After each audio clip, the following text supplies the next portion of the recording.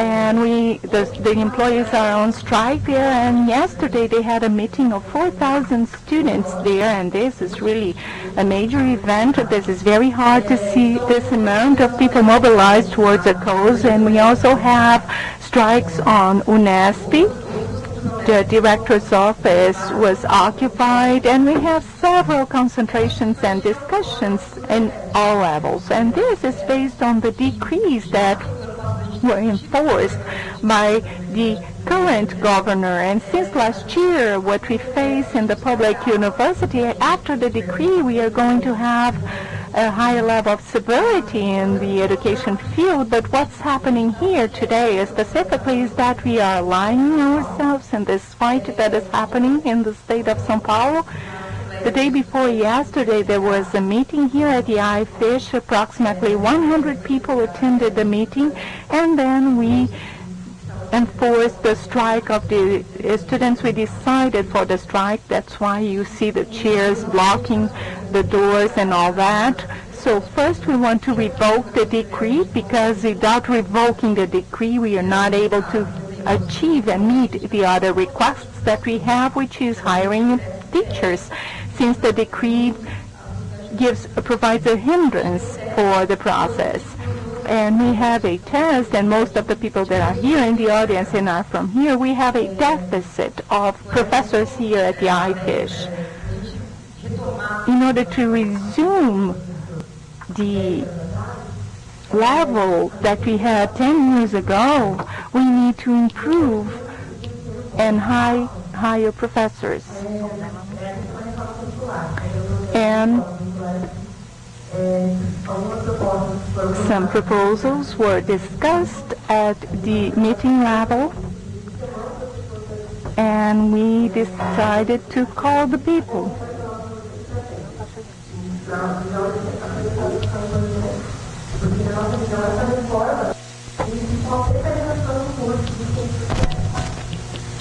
And this happens at the social sciences level, and Julia is going to speak what is happening in the postgraduate program. And tomorrow we are going to have a meeting, a unified meeting of students, professors, and teachers tomorrow morning at the iFish, 10:30. So I request you please to be here and come, even you do not agree with what's happening, because then we'll have a chance to discuss it. The professor is saying that the time is up, but since most of the students are part of the postgraduate program, since they did not have a final position, we organized a meeting and we got the support from this group, but we are inviting you to join us at 1 p.m. to discuss the position of the students of the postgraduate program. And I think it's important for the professor to know that one of the programs that we are raising are related to research itself. We have a major concern in scholarship, and it's not a matter of funding, and it's related to priorities that the governments, both at the federal and state level, they have related to research itself. And technological fields, we know that there are some documents, and also biotechnology, industrial development, and foreign trade. This is what we have. Without this resistance, we cannot continue reading Professor Sahlins and also continue the research process at the university level.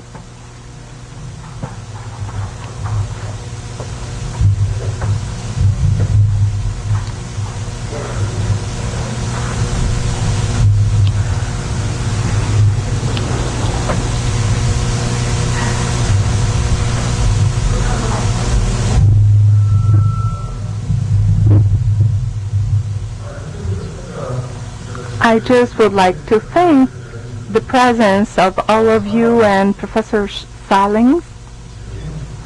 I would like to thank you for being here at this event, and on behalf of the postgraduate program, I would like to say a few words about Professor Sahlins and his work, although he does not require this type of introduction. Since Professor Nadia mentioned, I think it's very important to understand that in Brazil, Professor Sahlins had a major impact, and it's really an important event for us. He is one of the biggest anthropologists that is alive today.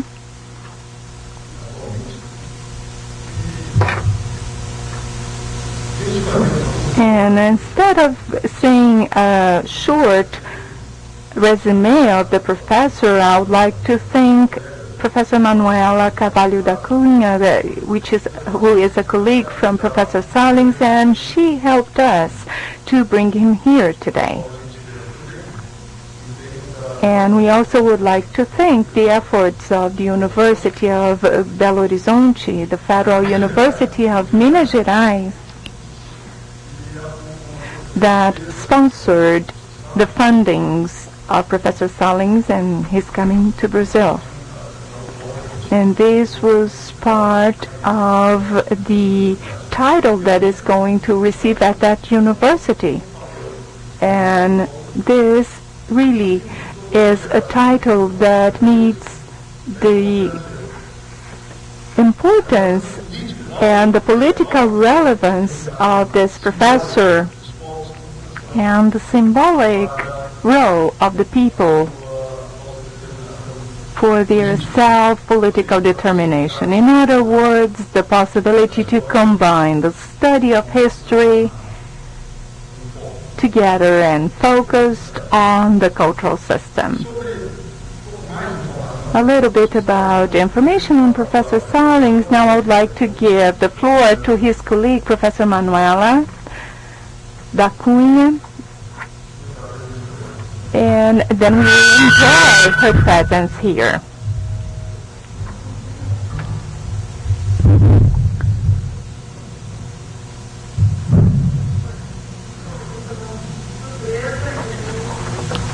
Good morning. I'm very surprised. This was quite unexpected.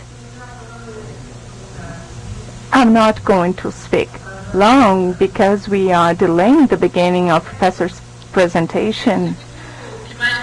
I don't know what else can I say. Professor Sahlins has a career that is extremely important, and it was marked by some periods, as you all know. And what Mauro mentioned, I think maybe this is the most important aspect to highlight, is that he continues practically and publishing a book every 2 years, and this is extraordinary. And those books still have a major impact here and abroad.